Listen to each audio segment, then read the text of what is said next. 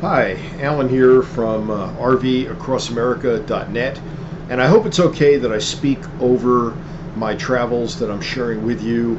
I do have text that you're seeing right now on the screen and will pop up periodically with different messages showing you where you are in the context of the day that I spent out on the road in a region called 9 Mile Canyon.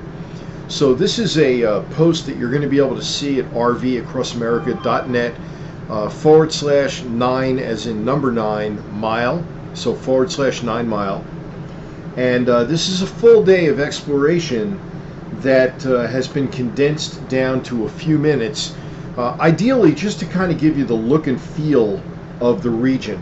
Where we are is just outside of the town of Wellington, which is one of 4 towns that I spent a lot of time in and looking at, from Helper to Price to Wellington to Huntington, largely during the month of June in 2019.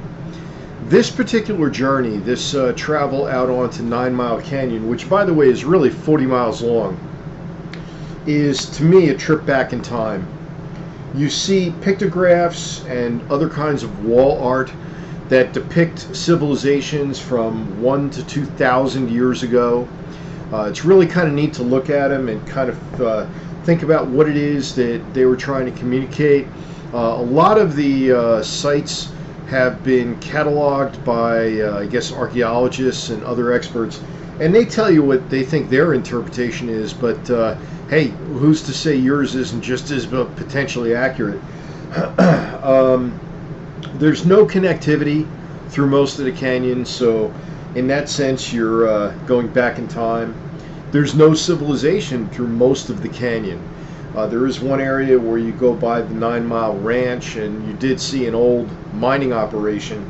And mining is big in this area. I mean, coal, this is Carbon County, and that's just their lifeblood in this region. And realize that something like 75% nationwide of our electric grid is still supported by coal. I took this trip in mid-June, and it was actually an unusually cool day. It was in the mid-60s to near 70 degrees during the afternoon. You're about at 6,000 feet. It's, I guess you'd call it high desert, but I think you're a little above that. And it can get hot, however. I mean, I'm sure mid-July through August, you're dealing with daytime highs easily up to 90 degrees. As I mentioned before, you're near Helper, which has a story of its own. Helper is just an incredible resurgence or rebirth, and a town with a history as well. I've got that posted at RVAcrossAmerica.net /Helper. You're near Wellington, which is a very small town, kind of a sleepy little town, but that's where I stayed. I stayed at a, I'll call it an RV park. It's really a kind of a dirt / weed filled lot next to a National 9 motel. That National 9 is actually what runs it, and they have a nice indoor pool. The campground itself is great in the sense that it is an ideal location, and it is also inexpensive. I mean, you're looking at about $24 a night, I think it is, if you do it on a nightly basis, and then you've got less than 24 a night, more like 21 a night if you do it for a week.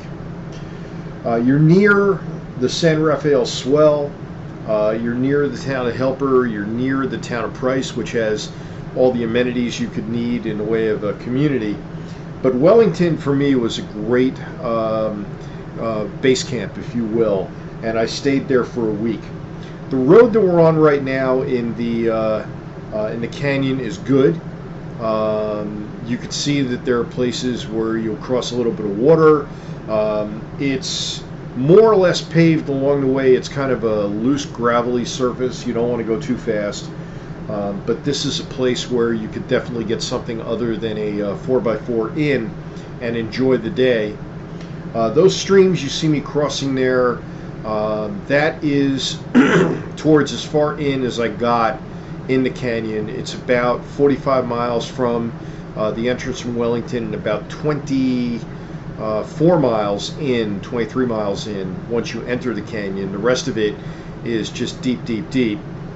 This is a neat place, what you see there, and that's where the pictographs are. You're seeing me drive on the way out now. Now, additional diversions in this region include Gordon Creek Falls. I'm sure that my post will have some photos of Gordon Creek Falls. The Cedar Mountain Overlook, which is also a kind of a gateway to the San Rafael Swell, which I spent several days exploring that area. That's just a hair further south. You could use Wellington as a base camp, but I switched over to Huntington. And again, in my post, I'll tell you about the places. I'll have photos. The Huntington campground was, again, nothing special, but inexpensive and a perfect location. Also on my post, in addition to photos, you're going to find a map of this region, so you'll be able to track where this drive takes you and correlate on the map to what you're seeing. This is one of the most remote areas, I think, in the United States. From Wellington, there is about 60 plus miles of nothing if you draw a straight line over to Green River. So that in itself is really kind of impressive to me. But that said, there is so much to see and do in that entire region that, again, is incredibly remote. It's mostly the San Rafael Swell. Like I say, Cedar Mountain is the gateway to it. You get an overlook of it. Cedar Mountain's 7,600 feet. It's overlooking the land at about, I'd say, anywhere from 7,000 feet down to 6,000 feet, maybe even a little lower in the canyons. And again, it can get really hot in July and August, but you know, this is country that's really worth visiting. RVing through here is great.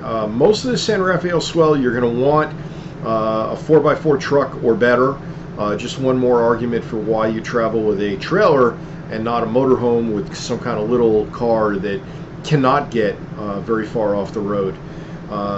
That's just a personal bias of mine. Anyway, it's Alan from RVAcrossAmerica.net, and for this post, RVAcrossAmerica.net/9 mile, where 9 is the number 9. We'll close out with maybe a little bit of road music, and hey, thanks much. Feel free to subscribe to the post, to my site, or subscribe to my YouTube channel. Definitely like hearing from folks, and I respond to all thoughts and comments. Thank you, and have a great day.